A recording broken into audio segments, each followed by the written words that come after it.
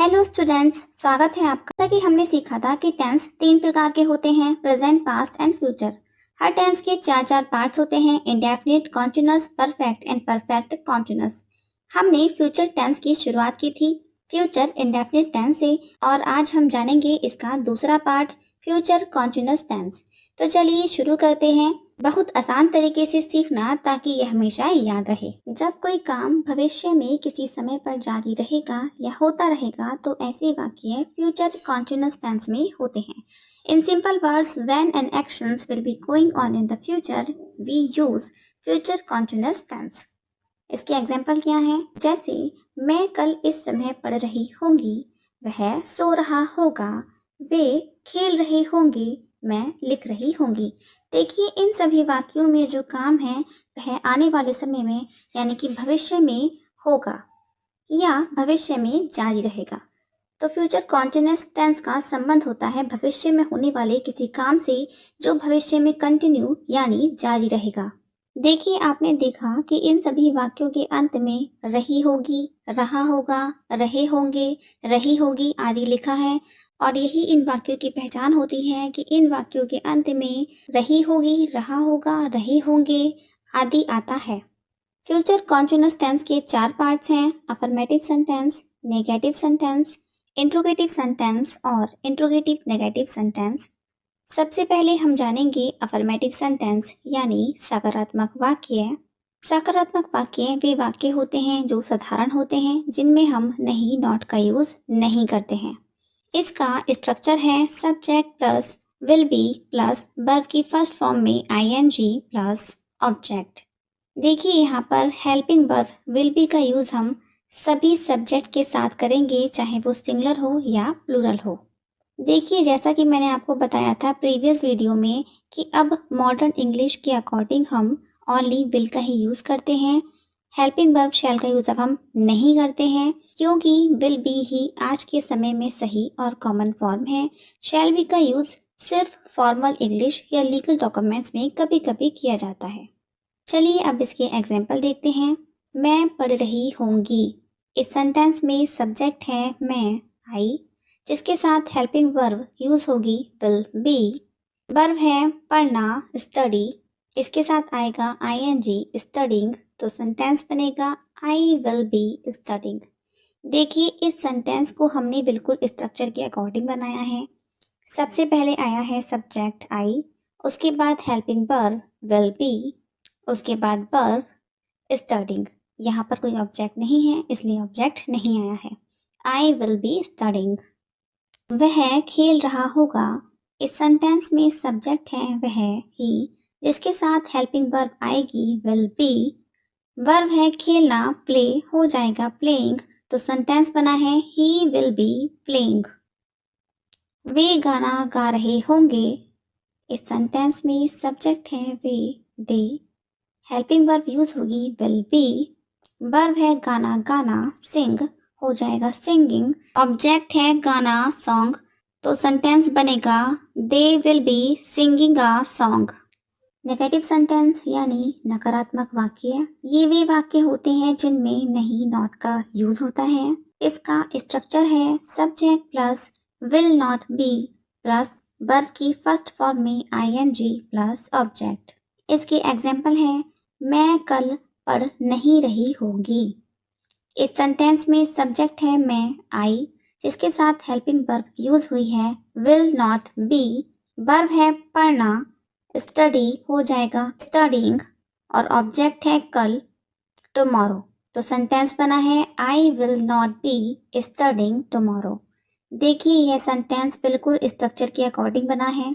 सबसे पहले आया है सब्जेक्ट आई, फिर आई है helping verb will not B, उसके बाद आई है वर्ब स्टडिंग, और लास्ट में आया है ऑब्जेक्ट टुमारो।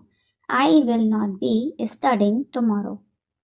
वह काम नहीं कर रहा होगा।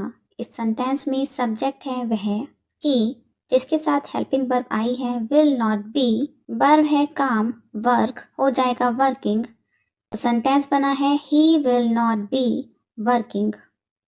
इंटेरोगेटिव सेंटेंस यानी प्रश्नवाचक वाक्य, यह वे वाक्य होते हैं जिनमें प्रश्न पूछा जाता है। ये 2 प्रकार के होते हैं। पहला, जिन वाक्यों में क्वेश्चन वर्ड यानी प्रश्नवाचक शब्द वाक्य के सबसे आगे आता है, जैसे क्या तुम खेल रहे होंगे, क्या वह आ रहा होगा।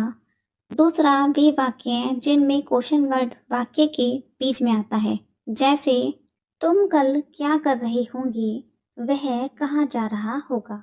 देखिए, यहाँ पर सबसे पहले हम जानेंगे वे वाक्य हैं जिनमें क्वेश्चन वर्ड यानी प्रश्नवाचक वाक्य वाक्य के सबसे आगे आता है। इसका स्ट्रक्चर है will plus subject plus be plus verb की फर्स्ट फॉर्म में आईएनजी प्लस ऑब्जेक्ट। इसके एग्जाम्पल हैं, क्या तुम खेल रहे होंगे।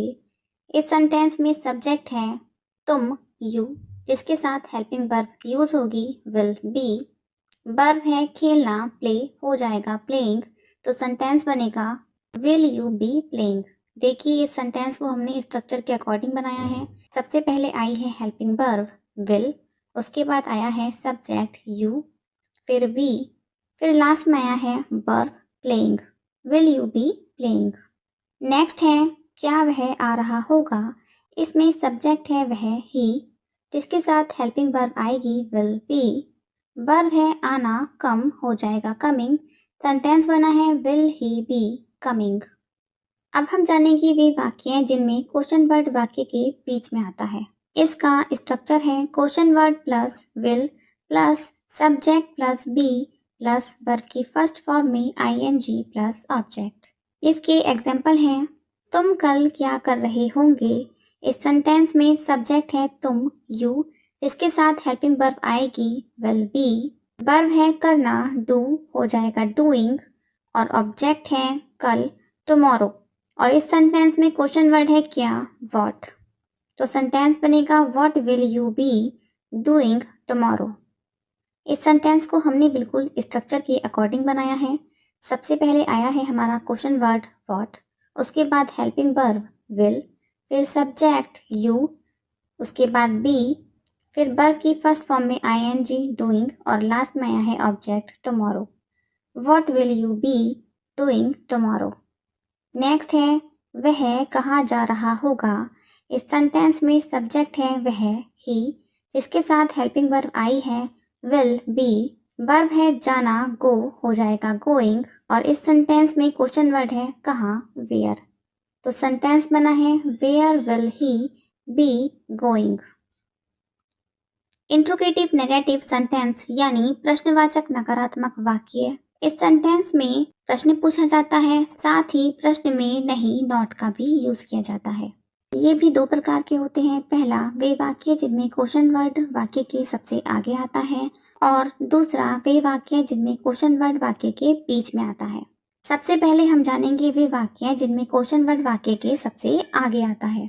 इसका स्ट्रक्चर है will plus subject plus not plus be plus verb की फर्स्ट फॉर्म में आईएनजी प्लस ऑब्जेक्ट।